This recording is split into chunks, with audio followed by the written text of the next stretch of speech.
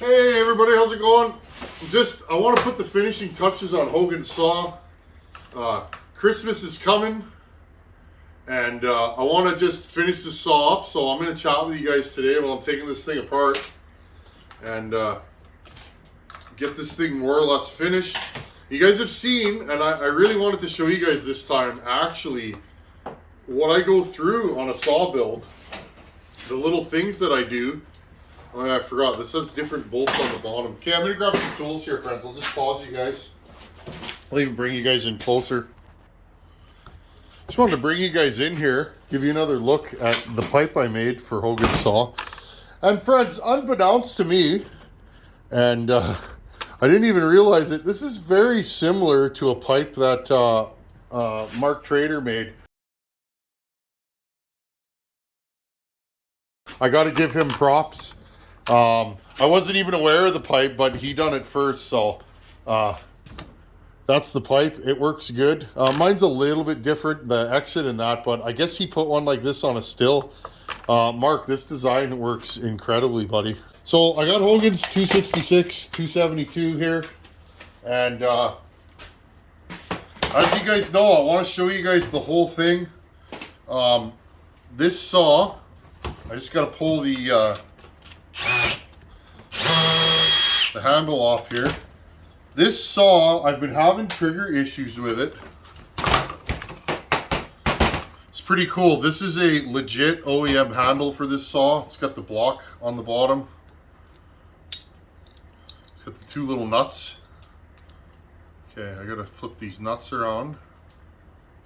Okay, push this down. Just want to make sure you guys can see what I'm doing here. Maybe I'll move you guys back a bit. There you go. Okay, I'm going to break this saw down a little bit today. This saw has had trigger issues. I've been plagued with trigger issues in this saw. The trigger sticks on this once in a while at high RPM. When you goose it, it sticks. Now, I thought it was the linkage in the carburetor, so I rebuilt this carb with a new throttle shaft and the mount where the linkage goes in. Put a new spring on it. That didn't work. Okay, I'm going to pull the linkage off. Okay, the hole was too big here in the carburetor, so I tried that. That did not work, and I tried sanding the components, the trigger components, and that didn't work. So basically, friends, what I'm going to do today is I'm just going to fix this thing. So this is going to be kind of a replacing mounts. I found a really nice gas tank and handle assembly for 266. And I'll show you guys what I did to it, because again, this is a logging saw.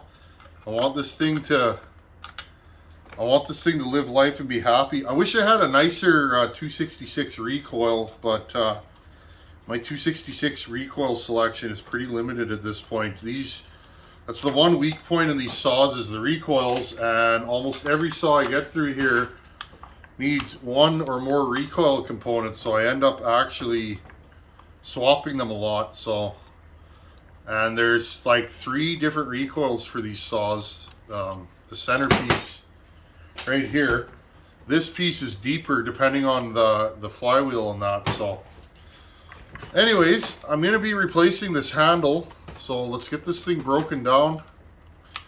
And again, I wrap these with tape just to keep them so they stay in there. You could use heat shrink or any of that. I don't use heat shrink on these, only for one reason. You got to cut the factory end off, and I find those factory ends are so nicely put on that I like to leave them stock, so I just wrap them with tape, and that works. Okay, so I'm going to pull this handle assembly off right here.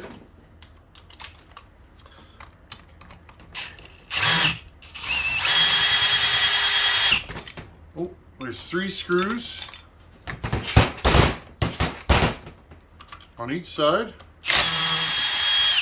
Right here. There's another one here. Now you guys will remember I already put new AV mounts in this saw.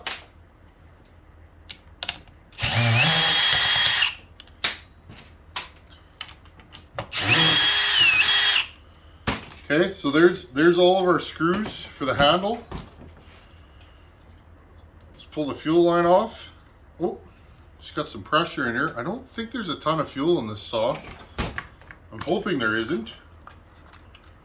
There is a little bit, so I will have to dump that. Okay, hold on, friends. I'm going to go outside and dump the fuel out of this in an environmentally friendly way. Okay, we got the fuel dumped. I'm going to do my fuel line here. I already took the linkage off. Now, I found this in my parts stash. This thing's really clean. This was a logging saw or a firefighter saw, you can see, but that don't really matter. It's got a really nice trigger in it. There's no wear on any of these parts. Okay, the fast idle grabs easily. So I'm just gonna, this one, I don't know what the deal is, friends, but I've been having trouble with this. I can't leave it like that. Because again, that's not safe, and I can't live life with something wrong with one of my saws and sending them. Okay, just like that.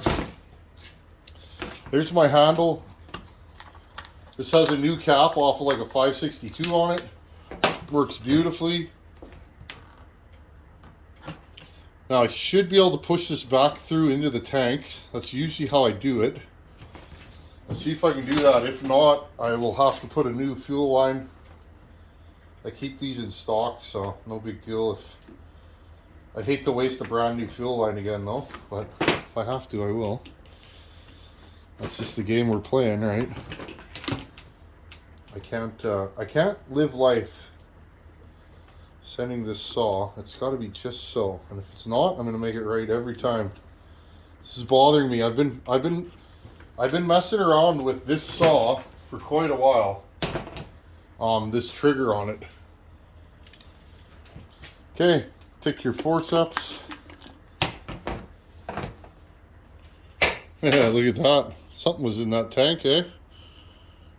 Some kind of rubber. Did not affect how the saw ran, but there you go. It's always good to check your fuel systems out. Now, what I did to this new tank is I actually went in there. There was some dirt and debris, and I just put a brush in there and I scrubbed what I could get at. And that seems to have, you know, cleaned it up in there. Okay, I'll take this right now. Push this through here. Usually you got to get these just so.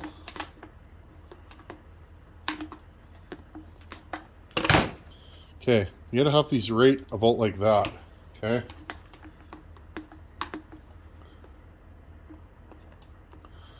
There's actually a tool for doing this. I don't have one. It's like a piece of wire. There you go. Pop this in here. Now I've already cut this. Oh, there you go. I've already cut this to the right length. There you go. I usually trim them. I want them to, you can hear it. I want it to flop down and hit the bottom of the tank when it's this way, and go all the way to the bottom of the tank when it's that way, okay? Again, I want this saw to run as long as it can on a tank of fuel. That's just one of my life missions with these saws. Now, I got to get my tool for this. I want to remove those AV mounts and put them in the new one. Okay, and all I do to take these out, I have a pair of needle nose pliers that I bent. Okay, and there's slots. Okay, there's a slot here and a slot there. I slide them into the slots, they grab at the bottom. Okay, and then I just twist them out. Once they come loose, you can do them with your fingers. These are always broken on these saws. If you have one of these, I'm gonna bring you guys in a little bit closer here. If you have one of these, I guarantee it's got a broken mount on it. It's rare that they don't. If you don't use a tool like this, you can rip these. They will rip. They're just rubber to rubber. There's no metal in between them. They're just rubber, and with mounts, you know, with the screws embedded into the rubber. So if you over twist these, you will deform and rip them. Okay, and here's the last one on one side, the big one.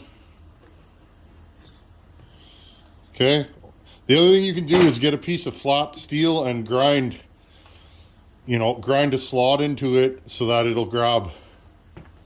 Probably going to make one of those. Okay, and I'll do the other side off camera, just in the name of time. Okay, and there's the handle with everything removed. I will put this back into my junk pile with a little note, trigger iffy, because I'll forget. And I'll put that on another saw, and because it's going to be hard to remember in a year or two which 266 handle is the bad one. Okay, and I just spin these in with my fingers. They usually go in real easy.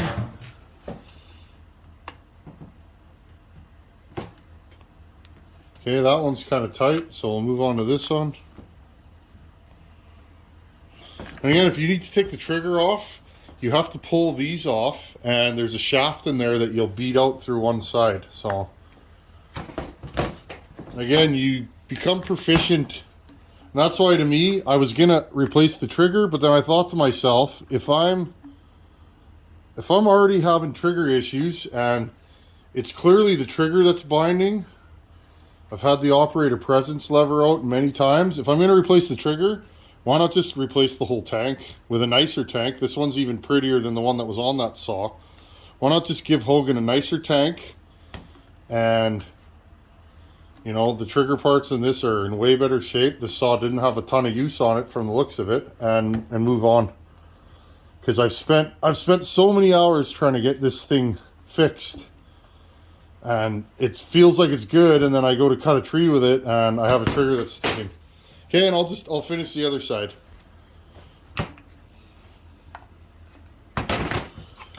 Okay, now let's put this thing back together.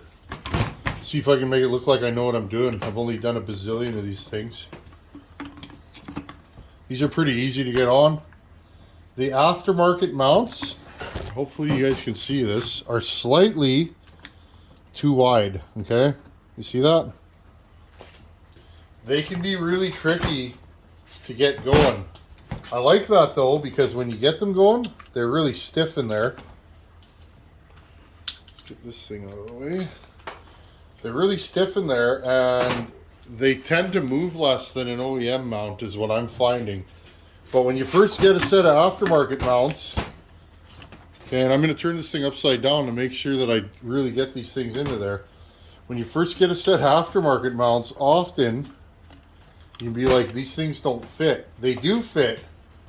You just got to kind of squeeze them into there. The top ones are usually the worst ones to get in. You guys can see these top ones. They are about 1/16 of an inch too wide. But again, if you push them into there, they will drive home.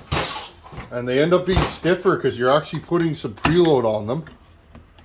Okay. This is just what I've noticed in my time. Because you guys know I build these things all the time. But they are harder to put in. You guys see I'm fighting with this. But this is saw building. Not everything goes together super easy. See, this one. So I push it down, the screwdriver, and feed it into there. There we go. Okay, and then I'll pull it back down so the holes line up. But yeah, when you put these things in there, they are stiff, and they can be a little bit of a bear to get seated.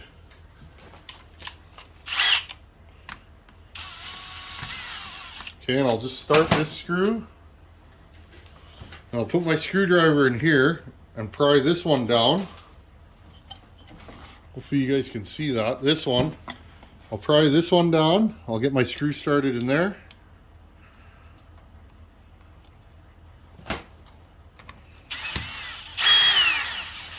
This is something, like I said, if you have one of these saws, you're going to be doing this fairly regularly, because that is the weak point of this chassis. These mounts, especially if your saw oils a ton, the oil will eat these mounts. This right front one usually is the one that's toast. I find that 98% of the time, if you got a broken mount, it's that right front. Okay. Flip this thing over.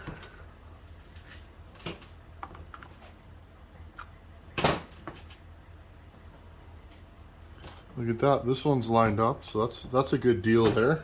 I like when saws cooperate. This saw's been a little bit particular. I've had a few little extra issues on it, but I don't mind, right? I'm not in a hurry. All these builds I take, they're done when they're done. I'm never rushing, because at the end of the day,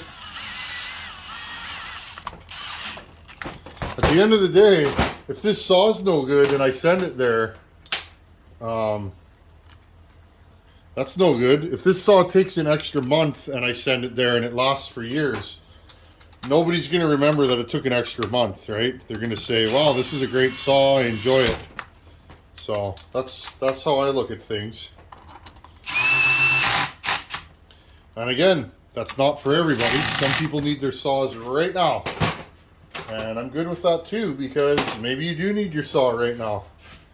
And I'm just going to cinch these down by hand.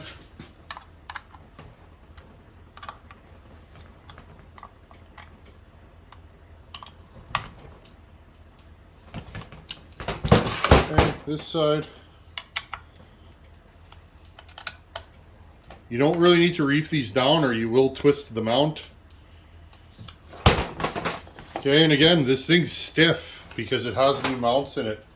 Okay, let's put this thing back together. Fuel line. And again, I cut these down. These are like universal fuel lines. They work on 66s and 88s. Now, before we do anything, let's put this trigger assembly back together. Okay. Bring you guys right over because I want you guys to see what's going on here. Okay.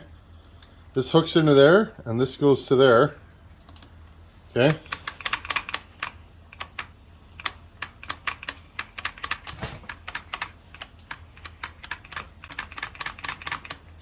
Okay. The other one, when I had my hand on the operator presence lever, it would stick like that, okay? It would stick open. Okay, and again, fast idle works, that is a common issue with these, where these parts get worn out.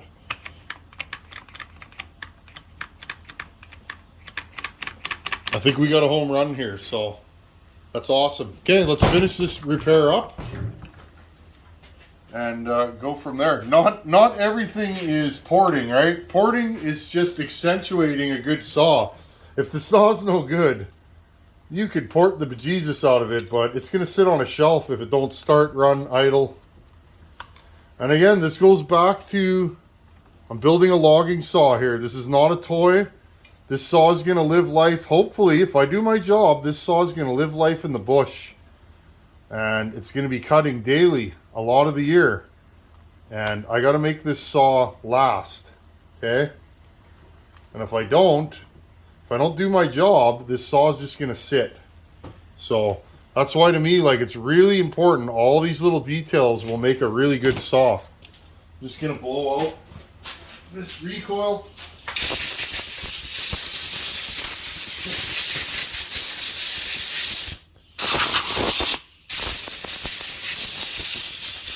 The saw's got a really good rope on it. It's not frayed in any way. So I think I'll just leave it. Put this over here. Again, engage the recoil as you're putting it back together. Get a couple of screws.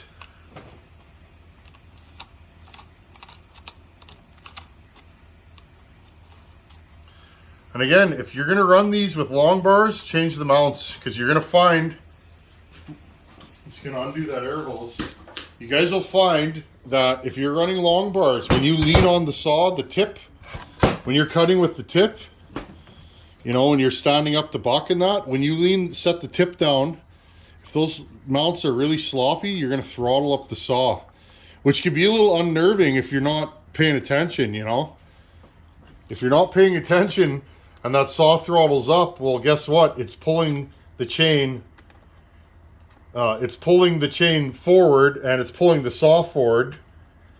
You know, so I think it's really important to make sure that the mounts are good on these, because that can be a little unnerving. If they're really bad, when you're falling a tree, you'll pull you'll throttle up. That's not fun. You don't want to cut your hinge off because you didn't put mounts. Mounts are cheap. These aftermarket mounts are like 15 bucks. You can get them all over the place online, various places.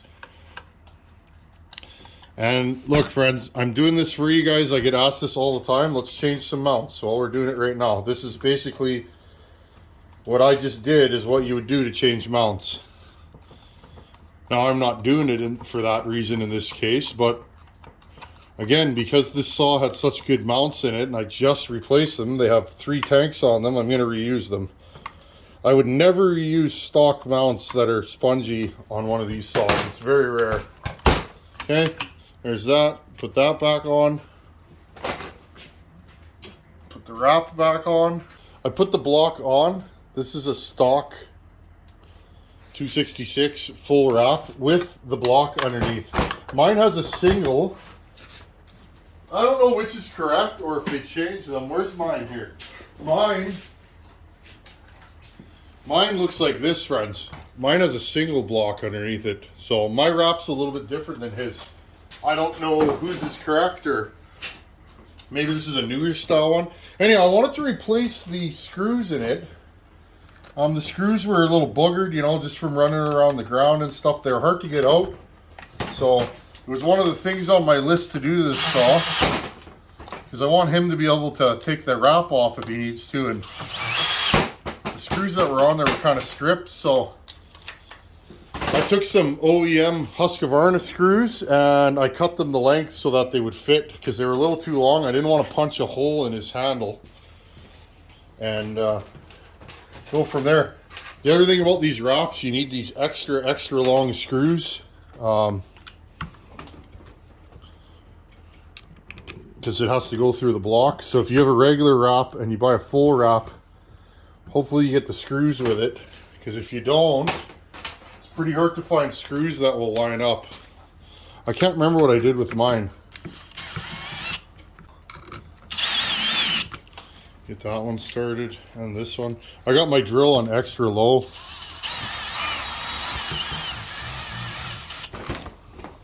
And these can be hard to get started.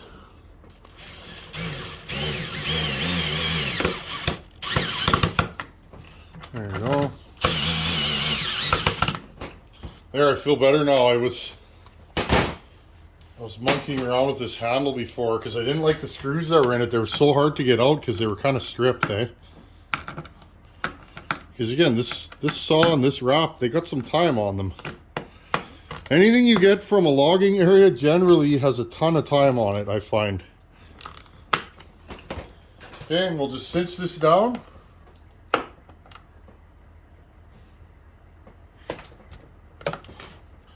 As far down as we can get it, because I don't want this to come loose, but without reefing on it. Don't reef on these screws or you'll be fixing stripped plastic threads, which again, never fun. Okay, we got this on there. Put the choke back on. Those of you guys that are new to these saws, the reason why I like them is, here's your choke. Literally go like this. Thread it through the hole. Sorry, I started that wrong. Thread it through the hole, turn it 180 degrees, shunk, there's your choke. Okay, super easy to work on these saws. They are not the easiest saws to port or build though. They are short stroke, which means they don't squeeze the bottom end charge as much. So you can't just go and start grinding on these. You got to kind of plan your attack. Shorter strokes going to make less torque. So again, they're more particular about exhaust port size and shape. Okay, and there's our top cover. Put the gas tank back on. I'm happy. I've been talking about doing this for weeks. Today was the day. There you guys go. Hogan got a brand new tank. This tank is almost new. Like, it's minty. It's got no dings on it. Look at the bottom of it. It's not all ground down, so I'm happy. It's better on his saw than sitting in a bin here full of handles. So Anyhow, friends, there you guys go. Oh, this trigger feels nice. It's not, yeah, we're good now. This trigger's got no issues. This is actually a newer tank, and I can tell because it has screws going through it to hold it together. The old tanks have pins. Those pins tend to bend. And once they bend, the holes get wallowed out, and in the old tanks, there's actually a pin that stops this from going down too far. So, beauty. Okay, I think we just made magic.